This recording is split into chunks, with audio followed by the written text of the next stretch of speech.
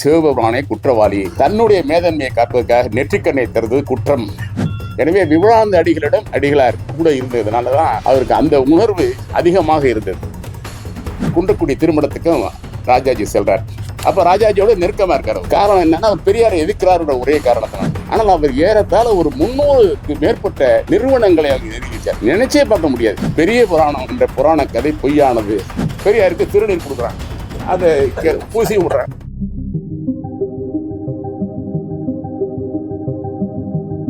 அங்குசம் மாத இதனுடைய யாவரும் கேளீர் நிகழ்ச்சியில் இன்றைய தினம் தவத்திரு குன்றக்குடி அடிகளார் அவர்களுடைய வாழ்வும் வாக்கும் என்ற பொருளிலே என்னை பேச அழைத்த அங்குசம் அந்த செயற்பாட்டாளர் அனைவருக்கும் என்னுடைய நன்றியறிதலை முதலில் தெரிவித்துக் கொள்கின்றேன். வருகை தந்திருக்க நண்பர்களுக்கும் நன்றி. ஐயா அவர்கள் அடிகளாரை பற்றி ஒரு சிறப்பானதொரு முன்னுரையை அவர்கள் வழங்கினார்கள். மிக சிறப்பான முன்னுரை அவர்கள். அதிலே அவர் ஒன்று சொன்னாங்க. அவர் முதலில் திருவெரும்பூர்ல அவர் சந்தித்த பொழுது அடிகளாருடைய அந்த பட்டிமன்றத்தை பத்தி சொன்னாங்க. சிவபெருமானை பத்தி அவர் சொன்ன செய்தியை சொன்னார். செய்தி தவறு. அதே போலதான் இன்னொரு நிகழ்ச்சி என்னன்னு சொன்னா, நம்ம எல்லாருக்கும் தெரிஞ்ச நிகழ்ச்சி திருவிளையாடல் புராணத்துல வருகின்றது. அவருக்கும் நக்கீரனுக்கும் ஏற்பட்ட அந்த மோதல், சிவபெருமானுக்கும் நக்கீருக்கு ஏற்பட்ட மோதல், அந்த பெண்களுடைய கூந்தலுக்கு மனம் உண்டா இல்லையா என்று அதை பற்றி ஒரு பட்டிமன்றம் அவர் செய்தார். சிவபெருமான் செய்தது சரியா, நக்கீரன் செய்தது சரியா என்பது தலைப்பு. கடைசியில் அவர் சொன்ன விடை சிவபெருமானே குற்றவாளி. அது ஒரு தமிழ் அரங்கம். அவர் சென்றது அங்கே பாண்டியனுடைய அரசவை அல்ல, அது பாண்டியனுடைய தமிழ் சங்கத்துக்கு சென்றார். அங்கே இவர் ஒரு புலவராகத்தான் இருக்க வேண்டுமே தவிர தன்னுடைய மேதன்மையை காப்பதற்காக நெற்றிக்கண்ணை தருவது குற்றம் குற்றம் என்று தீர்ப்பு சொன்னார். அது அங்கேதான் நம்ம அடிகளாரை பத்தி புரிஞ்சுவோம். அதனால அடிகளாரை பத்தி சொல்லும்போது பாத்தீங்கன்னா, அவர் ஒரு சைவ மடத்தினுடைய தலைவர், ஒரு ஆதீனகர்த்தர். சைவ மடங்களுடைய ஆதீனகர்த்தெல்லாம் எப்படி இருப்பாங்கன்னு ஐயாவுக்கு நல்லா தெரியும். ஏன்னா அவங்க பக்கத்துல கர்ப்ப ஒரு ஆதீனத்துக்கு பக்கத்திலேயே அவங்க பணியாற்றினவங்க. அது தவிர மற்ற ஆதீனங்களுக்கு தெரியும். அவங்க எல்லாம் வெளியே வரமாட்டாங்க. அவங்ககிட்ட போய் நேர்காணல் பார்க்கறதுங்கிறது மிக மிக சிரமம். அவங்க இப்படி வெளியே வந்தாலும் பார்த்தீங்கன்னா ஒரு இது வெள்ளை வெத்தலை வச்சு தான் போய் கொடுப்பாங்க. அப்படிப்பட்ட ஒரு சைவ மடத்தினுடைய தலைவர். அவர் ஒரு பழமையான துறவி, பழமையான மடத்திலிருந்து துறவி. அவர் கிறிஸ்தவர்கள், இஸ்லாமியர்கள், நாத்திகர்கள், பொது உடைமைக்கு சேர்ந்தவர். இவர்கள் எல்லாரும் பாராட்டப்பட்டார் என்றால் அது ஏன்? தந்தை பெரியாரை அவரை எப்போது மகா சன்னிதானம் என்றுதான் அழைப்பார்கள். அதற்கு காரணம் என்ன? ஒரு சமயத்தவர் அரசியல் களத்தில் உள்ள எல்லா தலைவர்களோடும், தொடக்கத்தில் அவர் காமராஜரோடு மிக நெருக்கமாக இருந்தார். அதன் பிறகு தந்தை பெரியாரோடு நெருக்கமாக இருந்தார், அண்ணாவோடு நெருக்கமாக இருந்தார், கலைஞரோடு நெருக்கமாக இருந்தார், எம்ஜிஆரோடு நெருக்கமாக. இப்படி எல்லா தலைவரோடு நெருக்கமாக இருப்பதற்கு காரணம் என்ன? இந்த கேள்விகளுக்கெல்லாம் தான் இந்த விடைதான் இந்த பொழிவாக நான் வைத்துக் கொண்டிருக்கின்றேன்.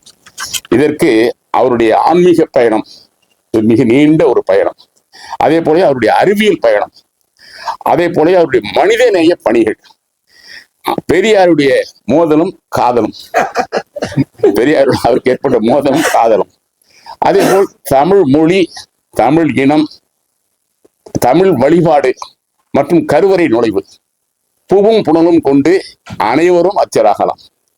இந்த கொள்கை, இதை வைத்துதான் இன்றைய பொழிவை இன்றைய தினம் அமைத்துக் கொண்டிருக்கின்றேன்.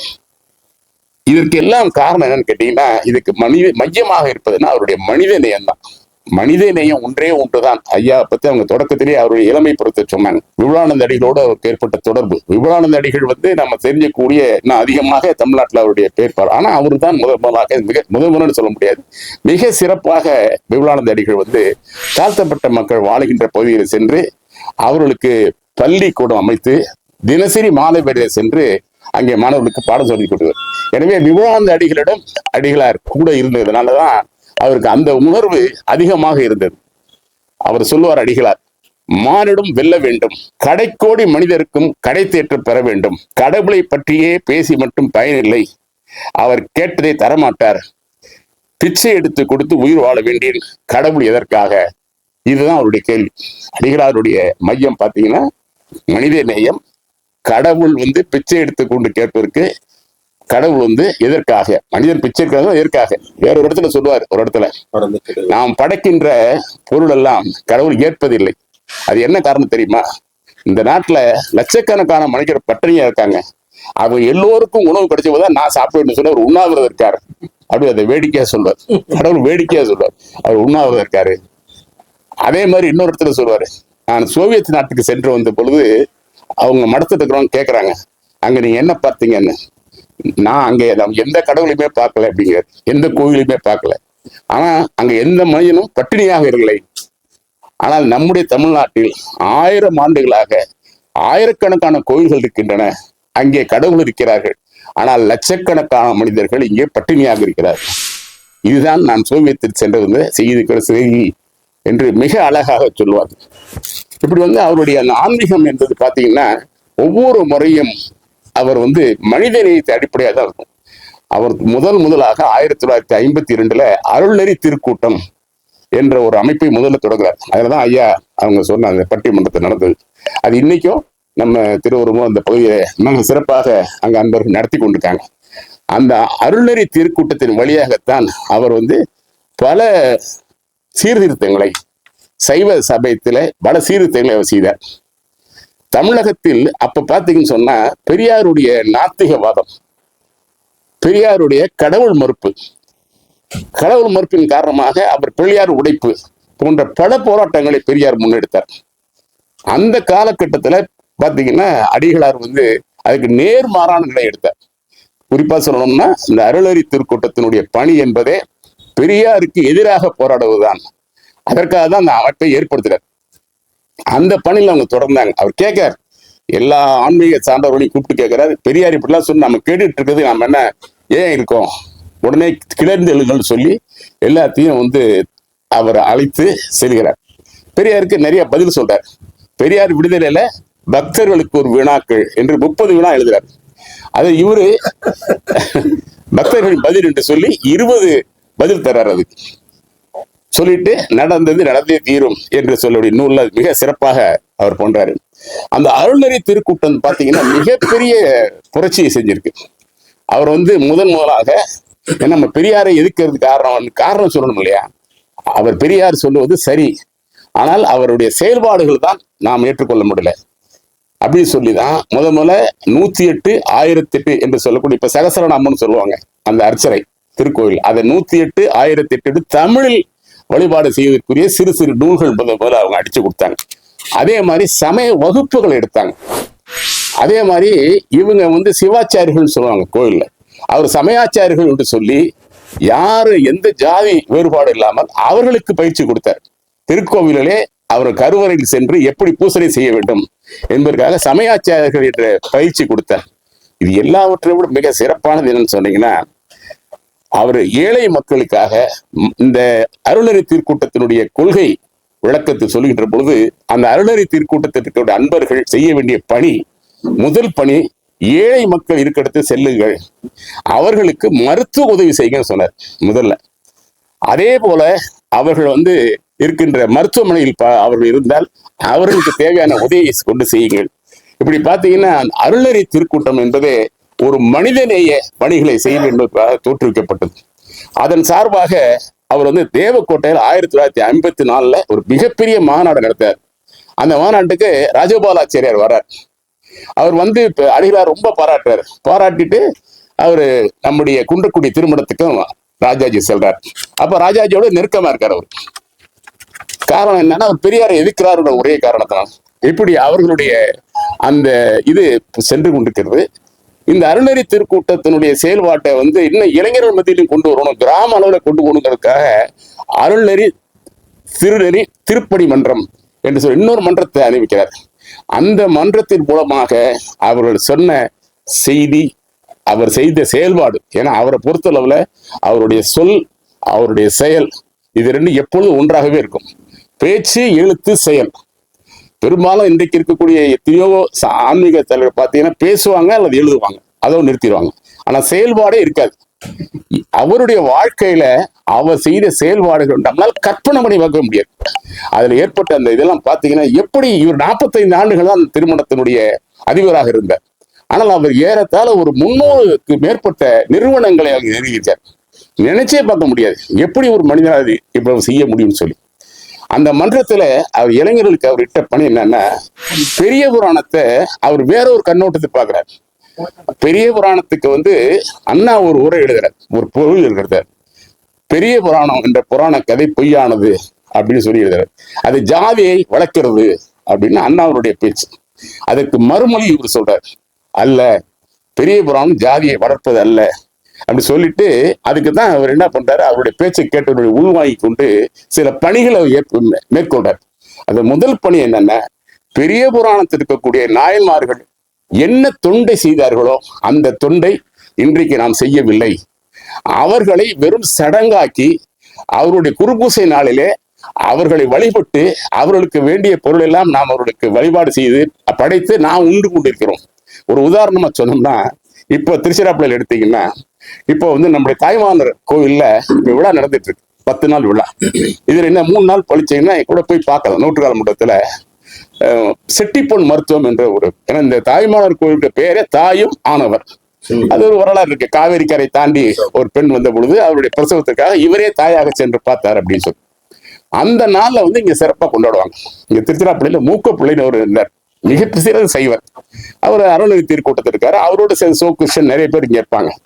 அவங்க ஒரு ஆண்டு நூற்றுக்கால மண்டபத்துல இந்த செட்டிப்பொன் மருத்துவ நிகழ்ச்சிக்கு ஐயா சாமியை கூப்பிடுறாங்க. அவர் பேசுறார். பேசிட்டு இறுதியா சொல்றாரு, இந்த செட்டிப்பொன் மருத்துவத்தை நீங்க என்ன பண்றீங்க? அவங்க ஒரு மருந்து கொடுப்பாங்க. இந்த மகப்பேருடைய அந்த பெண்களுக்கு பிரசவம் பெண்களுக்கு மருந்து கொடுப்பாங்க. அடுத்தது மதியானம் மாகேஸ்வர பூஜை. இந்த மாகேஸ்வர பூஜை எல்லாரும் சாப்பிட்றது, அவ்வளவுதான். ரொம்ப வருத்தத்தோடு சொல்லிட்டு சொன்னாரு, பல ஆண்டுகள் நீங்க நடத்திருக்காங்க. எல்லாரும் ஆமா ஆமான்னு ரொம்ப சந்தோஷமா சொன்னாங்க, ரொம்ப மகிழ்ச்சி. அவர் சொன்னது, இறைவன் தாயாக ஏன் வந்தார்? அவர் நினைச்சுதான் செட்டிப்பொன் மருத்துவத்தை இங்க மேல இருந்தே மலைக்கோட்டில இருந்தே ஒரு கையை காமிச்சாருனாக்க மகப்பேறு சிவப்பேர் ஆயிருக்காதா? அவர் ஏன் வந்தார்னா, ஏழை மக்களுக்கு மகப்பேறு இலவசமாக பார்க்க வேண்டும். அந்த வகையில இங்க இருக்கிற பெரியோர்கள் நீங்க என்ன பண்ணிருன்னு கேட்டீங்கன்னா, இந்த பகுதியில ஒரு இலவச மகப்பேறு மருத்துவமனை நீங்க அமைச்சிருக்க வேணும். அதுதான் நீங்க இந்த செட்டிப்பொன் மருத்துவ நாளுக்கு செய்கின்ற கடமை. அதை விட்டுட்டு இன்னைக்கு நீங்க உட்காந்து பேசிட்டு போறது பயன் இல்லை. எனவே இனிமேல் நீங்க அதை செய்வதாக இருந்தா என்னை கூப்பிடுங்க, இல்லட்டா வரமாட்டேன்னு சொல்லிட்டு முடிச்சார். இதே போலதான் அவருடைய நிகழ்ச்சி பாத்தீங்கன்னா, மதுரையில ஆவணி மூலம் நடக்கும். ஆவணி மூலம்ன்றது நம்ம திருவாரூர் படத்துல நம்ம பார்த்திருப்போம். அங்க இறைவன் நேரா வைகை ஆற்றுல கூலி செய்வதற்காக அந்த கிழவிக்காக வர்றாரு. அப்ப அந்த ஆவணி மூலத்துல பாத்தீங்கன்னா எல்லா சைவ கோயிலையும் எல்லா சைவ அன்பர்களும் ஆவணி மூல விழாவை எடுத்துட்டு அன்னைக்கு புட்டு செஞ்சு எல்லாம் சாப்பிடுவாங்க. அவர் அதே மாதிரி மதுரை கோயில கூப்பிட்ட பொழுது அந்த விழாவில, இந்த புட்டு சாப்பிட்டு நான் இங்க வந்தேன், இல்ல இந்த புட்டுக்காக தான் இறைவன் இங்க வந்தானா? இறைவன் நினைச்சிருந்தா இந்த வைகை ஆற்றுடைய வெள்ளத்தை தடுத்திருக்க முடியாதா இங்க வராமையே? ஆனா ஏன் வந்தான்னு சொன்னா, உழைப்பினுடைய மகிமையை இங்கே தெரிஞ்சுக்கணும், அதுக்காக தான் வந்தான். அதனால இந்த ஆவணி மூலம் திருநாள் என்பதை நிகழ்ச்சி உழைப்பு திருநாள் அப்படின்னு வைக்கணும்னு சொன்னார். உழைப்பு திருநாள். இந்த மதுரையில் இருக்கக்கூடிய சைவ அன்பர்கள் ஒவ்வொருவரும் இந்த ஆவணி மூலத்தன்று ஏதாவது ஒரு பணியை நீங்க செய்யணும். திருக்கோயிலுக்கு செய்யுங்க, குளத்தை போய் தூர்வாடுங்க, இல்லது பொதுமக்கள் இருக்கக்கூடிய கேணியை தூர்வாருங்க.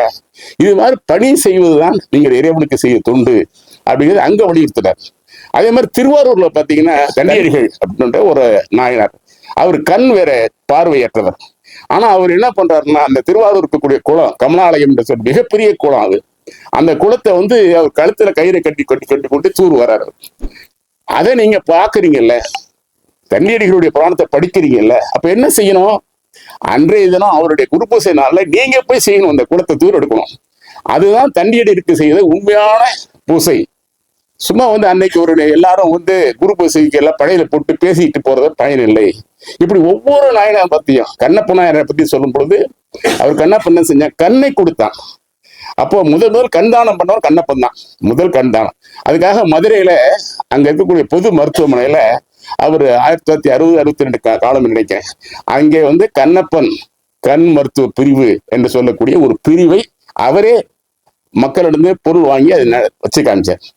இப்படி பாத்தீங்கன்னா ஒவ்வொரு நாயன்மார்களுடைய வரலாற்றையும் திருக்குறிப்பு தொண்டர் அவருடைய பூசை வரும். அன்னைக்கு பாத்தீங்கன்னா ஒரு திருமணத்துல சரி எல்லா கோயில்களையும் அன்னைக்கு நீங்க என்ன செய்யணும், அந்த திருக்கோயிலுக்கு தினசரி அங்கே இருக்கக்கூடிய சாமிக்கும் அம்பாளுக்கும் அங்க வந்து பரிவட்டம்னு சொல்லுவாங்க, துணி. அவைகளை வந்து தூய்மைப்படுத்தி அதை துவைத்து கொண்டாந்து கொடுப்பாங்க. அவங்க ஏகாடின்னு சொல்லுவாங்க. அவங்கள நீங்க ரொம்ப கேவலமா நடத்துறீங்க. ஆனா அவங்க கொடுக்குறாண்டா புது துணி உங்களுக்கும் கிடையாது, சாமிக்கும் இல்லை. முதல்ல அந்த நாள்ல அவர்களை வந்து பாராட்டுங்க. அந்த பணியை நீங்களும் செய்யணும். கோயில யார் வேணாலும் செய்யலாம், அதுக்குன்னு ஒரு ஜாதியை உருவாக்காதீங்க. இப்படி ஒவ்வொரு நாயன்மாருடைய இலையும் பார்த்தீங்கன்னா மிக சிறப்பாக வந்து அந்த நாயன்மார் குருபூசை என்பது தொண்டினுடைய ஒரு குறியீடாக வைத்து அன்றைக்கு செய்யணும் அப்படிங்கிறது தான் அவருடைய கொள்கை. இன்னும் சொல்ல போனா நாயன்மார்களை பத்தி அவர் சொல்லும் போது சைவ அன்பர்களை பத்தி சொல்லுவார். நாயன்மார்கள்ல அனைத்து சாதியும் இருக்காங்க. நம்ம நந்தனார் வந்து அவர் பறையர் வகுப்பை சேர்ந்தவர். திருநீலகரையாக ஆழ்ப்பாளர் அவர் வந்து தாழ்த்தப்பட்ட வகுப்பை சேர்ந்தவர். திருக்குறிப்பு தொண்டர் வந்து அவர் வண்ணார் சாதியை சேர்ந்தவர். இப்படி பல தாழ்த்தப்பட்ட பிற்படுத்தப்பட்ட நாயன்மார்கள் நிறைய இருக்கிறாங்க. அவர் சொல்லுவாரு, நீங்க வந்து கோயிலுக்குள்ள அவங்க எல்லாம் வரக்கூடாதுன்னு சொல்றீங்க, அவங்கள தொட்டா தீட்டுங்கிறீங்க. ஆனா அந்த 63 நாயன்மார்கள் இவங்க எல்லாம் இருக்கிறாங்க. அவருடைய திருமேனியை நீங்க உள்ள வைக்கிறீங்க, அவர்களுக்கு குரு பூசை செய்யறீங்க. அப்ப அவர்களை வழிபடும் பொழுது அந்த இனத்தில் வந்த மக்களை ஏன் இருக்கிறீர்கள்? இந்த சிந்தனை பாருங்க, எவ்வளவு ஒரு உச்சமான சிந்தனை பாருங்க. நீங்க அதை வச்சு வழிபடுறீங்கல்ல, அவர் சிவாச்சாரியர்களை பார்த்து செய்வாங்க, அவர்களுக்கெல்லாம் தினசரி நீங்க பூஜை பண்றீங்கல்ல, அதே உணர்வு ஏன் உங்களுக்கு இன்றைக்கு மனிதரிடம் வரமாட்டேங்குன்னு சொல்லி மிக சிறப்பாக அவர் வந்து செய்வார். குறிப்பா சொல்ல போனா நந்தனானுடைய நினைவாகத்தான் அவர் நிறைய பண்ணியிருக்கார். பல சமூக நல கருத்தரங்கள் உங்க மயிலாடுதுறையில தான் அவர் வந்து நம்ம பாரதிதாசன் பல்கலைக்கழக சார்பாக அனைமா அந்த ஐயா இந்த 89ல இருந்து 94 முடிய ஏறத்தாழ 5-6 ஆண்டுகள் தொடர்ந்து நந்தனாருடைய சமூக கருத்தரங்கம் நடத்தியிருக்காரு. அப்போ நல்ல பாருங்க அவருடைய சிந்தனை எப்படி இருக்கு பாருங்க. நாம எல்லாம் பெரிய புராணத்தை படிக்கும் பொழுது அது ஒரு கதையா படிப்போம், அல்லது ஒரு புராண கதையா. அவங்க இன்னைக்கு பிரபலமான நிறைய பேச்சாளர்களா இருக்காங்க, சைவ பேச்சாளர்கள். அவங்க அதை சொல்லிட்டு பாட்டு பாடிட்டு அவங்க பணம் வாங்கிட்டு போயிடுவாங்க. ஆனா அடிகளார் அப்படி அல்ல. அந்த புராணத்தில் சொல்லப்பட்ட நாயனாருடைய வாழ்க்கையில் அவர்கள் என்ன செய்தார்களோ அந்த பணியை இன்றைக்கு நாம் செய்ய வேண்டும். குறிப்பா வந்து அப்பர் பெருமானுடைய உழவாரப்படி இருக்கு பாருங்க, அதுல அவர் மிகவும் தோய்ந்தவர், மிகவும் அதுல வந்து ஆட்பட்டவர். அதனால எல்லா கோயிலுமே உழவாரப்பணி செய்ய வேண்டும் அப்படிங்கிறதுனால இந்த உழவாரம் என்று சொல்லக்கூடிய ஒரு கருவி இருக்கும், அப்பர் வச்சிருப்பாங்க. ஒரு தோசை திருப்பி மாறுறது இப்படி இருக்கும். அவர் என்ன சொல்லுவாரு, அது வந்து உழைப்பினுடைய அடையாளம். அதுக்கு வந்து அவரே வந்து அதுக்கு லோகோன்னு இப்ப சொல்றாங்க இல்லையா, அது மாதிரி அதை வந்து உழைப்பின் அதிகம். அதுக்கு இன்னொரு உதாரணமே அவர் சொல்வார். காந்தியடிகள் எப்படி கைராட்டையை வந்து மக்களிடத்திலே பரப்பினாரோ அது வந்து தன்னம்பிக்கையினுடைய தன்னுழைப்பினுடைய ஒரு அடையாளம். அதே போல அப்பர் பெருமானுடைய உழவார கருவி என்பது உழைப்பின் அடையாளம். இப்படிதான் அவர் வந்து பெரிய புராணத்தையும் நம்முடைய சைவ சமயத்துக்கு கூறப்பட்ட நூல்கள் எல்லாம் அந்த பார்வையில தான் பார்த்தார். அதனாலதான் ஒரு கவிஞன் பாடும்போது அவரை பத்தி, கெட்ட மனங்களின் அழுக்கை கீண்டி எடுப்பார் போல கேணி குளம் ஆனவற்றில் தூரடிக்கின்ற பிட்டு திருவிழா அடிகள் பேணி எடுக்கின்றார் அப்படின்னு ஒரு அருமையான ஒரு கவிதை ஒண்ணு சொல்லுவாங்க. அந்த அளவுக்கு. அதை விட இன்னொன்னு சொல்லிட்டீங்கன்னா, இந்த சமணர்கள் கழுவேற்றம் என்பது உண்டு. திருஞான சம்பந்தர் மதுரைக்கு போகும் பொழுது அங்கே வந்து 3000 சமணர்களை கழுவேற்றம். இந்த விழா வந்து அங்க நடக்கும். இந்த 10 நாள் உற்சவம் நடக்குது இல்லையா, இப்ப இந்த வைகாசி நடக்கும். அதை நிறுத்த சொன்னவர் அவர். அந்த விழா எடுக்கக்கூடாது அப்படின்னு சொல்லி 1953 அப்ப பாருங்க, அப்பெல்லாம் வந்து சைவ சமயத்திலேயே காப்பத்துக்காக கோயில் எல்லாம் ரொம்ப தீவிரம் இருப்பாங்க. அது மதுரை கோயில்ல வந்து அங்க வைத்தியநாத இருப்பது ஆலய பிரவேசம் செய்யும் போது அங்க இருக்கக்கூடிய சைவர்கள் மற்ற உயர் ஜாதிக்காரன் சேர்ந்து நீ உள்ள நுழைஞ்சிட பாத்திரம் எல்லாம் அடியாரோடு இருந்தாங்க. ஆனா அவரு ரொம்ப புத்திசாலித்தனமா முத்துராமலிங்க தேவர் கூட்டிட்டு வந்துட்டாரு. நாங்க பாத்திரம் போய் யாரு போகணும், அந்த அளவுக்கு அங்க சைவ வெறி பிடித்தவர்கள். அவர் இருக்கின்ற இடத்துல இந்த சமணர் கல்வி நடத்தக்கூடாதுன்னு சொல்லி அந்த விழாவை நிறுத்தினார். இப்ப நடத்துறது இல்லை. இப்ப பாத்தீங்கன்னா அந்த விழா இப்ப அங்க நடத்துறது கிடையாது. அது போல வந்து அவருடைய ஆன்மீக பயணம் என்பது மனித நேயத்தை மையமாக கொண்டது. அதே போல அவருடைய ஜாதி மதம் வேற்றுமையை அப்பாற்பட்டது. பெரியாருடைய மோதலும் காதலும் பேசும்போது இந்த நான் சொன்ன மாதிரி அந்த அருள்நெறி திருக்கூட்டத்தினுடைய தோற்றமே பெரியார் எதிர்ப்பதற்காக தான் ஏற்பட்டப்பட்டது, அதுக்குன்னே ஏற்பட்டப்பட்டது. அங்க பாத்தீங்கன்னா அவர் பிள்ளையார் போராட்டம் நடத்தும் போது அதெல்லாம் எதிர்த்து இவங்க போராட்டம் நடத்தினாங்க, அருள்நெறி திருக்கூட்டம். அதே போல திருவள்ளுவர்புத்தூருக்கு பக்கத்துல மம்சாபுரம் அப்படிங்கிற ஒரு இடத்துல பாத்தீங்கன்னா அங்க அடிகளார் வந்து இதை எதிர்த்து பேசுறாரு. அப்ப திராவிட கழகத்தை சேர்ந்தவங்களும் அவர் பேர் கல்லெறிறாங்க. அந்த அளவுக்கு 2 பேரும் போர்க்கூடம் கொண்டு வந்தாங்க. அதே போல நம்முடைய ஆவுடையார் கோயில் வந்து மாணிக்கவாச பெருமானும் அந்த ஊர்ல அந்த கோயிலுக்கு வெளியவே திராவிட கழகத்தை அவங்க கொடி ஏற்றி வச்சிருந்தாங்க. இவர் அடிகளார் அங்க போறாரு. போனோன்னா உடனே பார்த்துட்டு வந்து முதல்ல அந்த கொடி இறக்கிட்டு அங்க சைவ நந்தி கொடி அங்க ஏற்றுறாரு. இது பெரிய கலவரம் ஆயிடுது. ஒரு 3 4 நாள் அந்த ஊர்ல வந்து அவங்க ஒரு பகுதியாகவும் மக்கள்லாம் அடிகளை சாப்பிடும். அதன் பிறகு பேச்சுவார்த்தை நடத்தி அவங்களே வந்து சரி 2மே எடுத்துருங்கன்னு சொல்லி அது நிலைமை வந்துச்சு. அந்த அளவுக்கு வந்து அந்த பெரியாருடைய கருத்துக்களோட ஒரு மோதல் வாணிதான் அவர் கடைபிடிச்சார். ஆனா 2 பேத்தினுடைய நோக்கம் ஒண்ணுதான். பெரியார் வந்து கடவுளை மறுக்கிறது காரணம் அவர் ஜாதியையும் பார்ப்பனத்தின் மேலாதிக்கத்தையும் ஒழிக்க வேண்டும் சொன்னா ஜாதி ஒழிய வேண்டும் நினைச்சார், கடவுள் ஒழிய வேண்டும் நினைச்சார். ஆனா இவர் அப்படி இல்லை.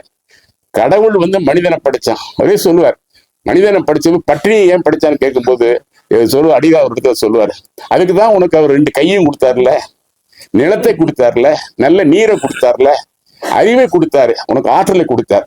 இதெல்லாம் வச்சு நீ வந்து உன்னுடைய உணவை தேடிக்கணும். அதை விட்டுட்டு என்னை வந்து இறைவன் படுத்த விதின்னு சொல்லக்கூடாதுன்ற மாதிரி சொல்லுவார். ஆனா இந்த 2 மோதல் வந்து பெரிய அளவுக்கு போயிட்டு இருந்த பொழுதுதான் ஈரோட்ல 1956 சென்னியப்ப முதலியார் என்ற வீட்டுல பெரியாரி இவரை சந்திக்கிறது ஏற்பாடு செஞ்சேன். அப்ப கூட பெரியார் வீட்டுக்கு அடியில போறேன்னாரு. ஆனா பெரியார் தான் வந்து அவர் வர நானே போறேன்னு சொல்லி மாடி ஏறி போய் பாக்குறாரு. 2 பேரும் நீண்ட நேரம் பேசிக்கிறாங்க. பேசின பிறகு 2 பேரும் உள்ளங்களை புரிஞ்சுக்கிறாங்க. அடுத்து 2 மாதத்துல திருச்சிராப்பள்ளியில தான் பொன்மலையில பெரியாருடைய பிறந்தநாள் கூட்டம்.